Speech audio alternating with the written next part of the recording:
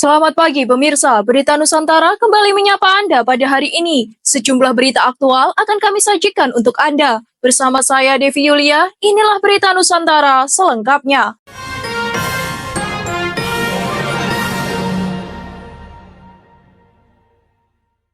Pemirsa, suasana pagi yang sejuk dan asri bisa Anda temukan di kota Kediri, tepatnya di kawasan Sumber Ciput yang berada di Kelurahan Rejomulyo, Kecamatan Pesantren.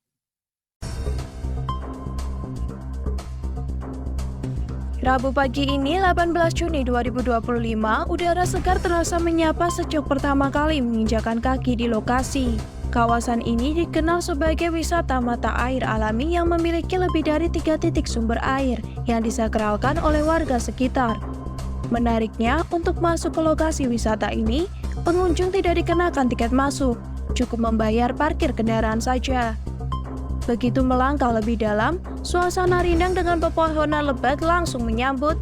Cocok sekali untuk melepas penat dari hiruk-pikuk kesibukan kota. Tak hanya menikmati kesejukan, pengunjung juga bisa memberi makan ikan-ikan yang hidup di kolam sumber. Aktivitas ini tentu saja jadi daya tarik tersendiri, terutama bagi keluarga yang datang bersama anak-anak. Waktu terbaik untuk mengunjungi kawasan ini adalah pada pagi hari, saat udara masih segar dan alami. Wisata murah meriah, tapi menawarkan ketenangan yang berharga. Demikian laporan, Naufal Java TV melaporkan. Berita selanjutnya, pemirsa, Wilmar Group akhirnya buka suara terkait penyitaan dana sebesar 11,8 triliun rupiah oleh Kejaksaan Agung Republik Indonesia. Penyitaan ini berkaitan dengan kasus dugaan korupsi dalam pemberian fasilitas ekspor minyak sawit mentah atau CPO dan produk turunannya. Dalam pernyataan resmi yang dikutip dari Reuters, Wilmar menyatakan bahwa dana tersebut diserahkan sesuai permintaan jaksa di pengadilan. Wilmar menegaskan, jika Mahkamah Agung memutuskan mereka tidak bersalah, maka dana itu akan dikembalikan. Namun jika vonis bersalah dijatuhkan, uang itu akan disita negara, baik sebagian maupun seluruhnya. Perusahaan juga menyampaikan seluruh proses pengurusan izin ekspor CPO dilakukan sesuai hukum dan tanpa niat korupsi. Kasus ini mulai diusut sejak tahun 2022 dan kini telah memasuki tahap kasasi di Mahkamah Agung. 5 anak usaha Wilmar yang jadi terdakwa antara lain PT Multimas Nabati Asahan, PT Multimas Nabati Sulawesi, PT Sinar Alam Permai, PT Wilmar Bioenergi Indonesia, dan PT Wilmar Nabati Indonesia. Pada 19 Maret 2025, Pengadilan Tipikor Jakarta Pusat memutuskan bahwa perbuatan terdakwa terbukti terjadi, namun bukan merupakan tindak pidana. Keputusan ini dikenal sebagai Ontslag van alle rechtsvervolging atau putusan lepas dari segala tuntutan hukum. Putusan tersebut menuai kontroversi setelah Kejagung menangkap 4 hakim tipikor yang diduga menerima suap sebesar 60 miliar rupiah. Kejagung lalu mengajukan kasasi ke MA dan meminta agar Wilmar Group membayar uang pengganti sebesar 11,8 triliun rupiah. Direktur Penuntutan Jampitsus Sutikno dalam konferensi pers mengatakan barangkali ini penyitaan uang terbesar dalam sejarah penanganan tindak pidana korupsi. Demikian laporan Java TV melaporkan. Berita selanjutnya, pemirsa, Wakil Presiden Gibran Rakabuming Raka bersama Gubernur Jawa Timur Khofifah Indar Parawansa menghadiri gelaran Blitar Jadul 2025 yang berlangsung di alun-alun kota Blitar. Keduanya menyusuri puluhan stan UMKM yang menampilkan produk khas Blitar dan sekitarnya. Dalam kunjungannya, Wapres Gibran menyampaikan apresiasi terhadap semangat pelaku UMKM dalam melestarikan produk tradisional. Ia bahkan sempat mencicipi jenang ketan dan menyaksikan langsung proses pembuatannya. Gibran juga mendorong pemerintah daerah untuk memperkuat pembinaan dan memperluas pasar UMKM melalui digitalisasi. Gibran menyarankan agar salah satu produk kendang khas Blitar dapat dipasarkan hingga ke Afrika melalui e-commerce. Sementara itu, Gubernur Khofifah memuji keberagaman dan kualitas produk lokal yang ditampilkan. Menurutnya, kolaborasi budaya lokal, kreativitas generasi muda, dan promosi digital adalah kekuatan utama UMKM di Jawa Timur. Wali Kota Blitar, Sauhul Muhyiddin atau Mas Ibin, menyampaikan terima kasih atas kunjungan Wapres dan Gubernur Jatim. Ia menyebut kehadiran mereka menjadi motivasi besar bagi pelaku UMKM di Blitar. Mas Ibin menegaskan bahwa UMKM akan tetap menjadi tulang punggung ekonomi Blitar. Blitar Jadul 2025 merupakan bagian dari rangkaian Haul Bung Karno. Ajang ini tak hanya menjadi etalase UMKM unggulan, tapi juga momentum kebangkitan ekonomi berbasis budaya di Kota Blitar. Demikian laporan Java TV melaporkan.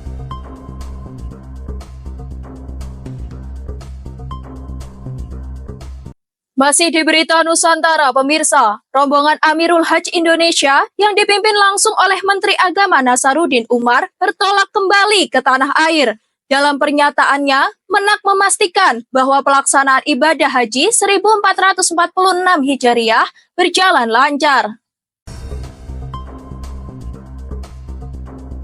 Saat ditemui di Bandara King Abdulaziz Jeddah, Nasaruddin mengatakan tidak ada kendala prinsipil yang dihadapi jemaah haji Indonesia.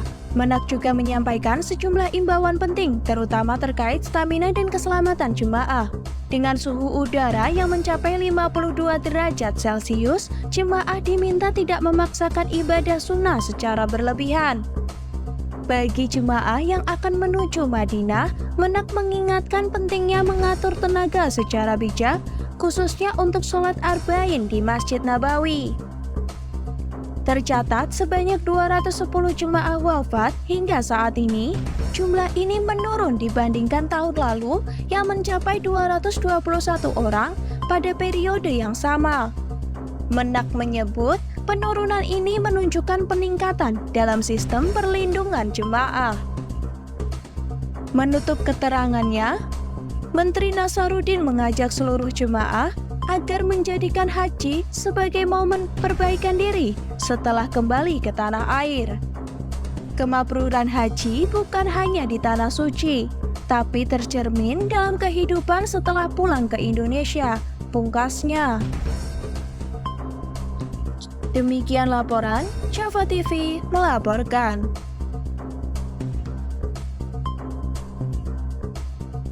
Masih di Berita Nusantara, pemirsa, Kejaksaan Tinggi Bengkulu kembali menetapkan 3 tersangka baru dalam kasus dugaan korupsi pendapatan asli daerah dari pengelolaan Mega Mall dan pasar tradisional modern Kota Bengkulu. Ketiga tersangka langsung ditahan setelah menjalani pemeriksaan intensif pada Rabu 18 Juni 2025 malam. Para tersangka adalah HR, Direktur PT 3D Lestari, SP, Komisaris Perusahaan yang sama, serta CBD, mantan pejabat Badan Pertanahan Nasional atau BPN Kota Bengkulu. Kepala Seksi Pidana Khusus Kejati Bengkulu, Danang Prasetyo, menyebut HR dan SP merupakan adik kandung dari tersangka Wahyu Laksono.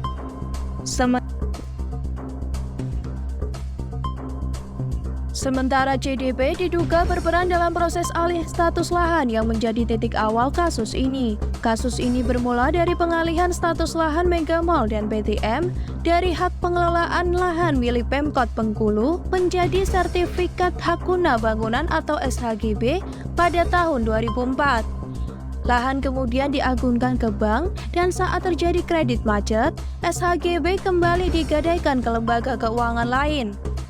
Sebelumnya, 6 orang telah ditetapkan sebagai tersangka dalam perkara ini, termasuk mantan wali kota Bengkulu Ahmad Kanedi. Total tersangka kini berjumlah 9 orang.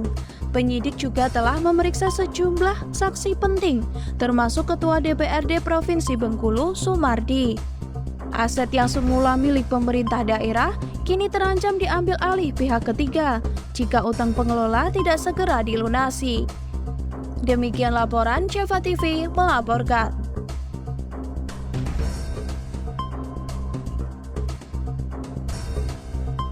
Baik pemirsa, informasi tadi sekaligus menjadi penutup perjumpaan kita hari ini. Saya Devi Yulia dan segenap tim redaksi yang bertugas pamit undur diri. Selamat pagi, salam berita Nusantara.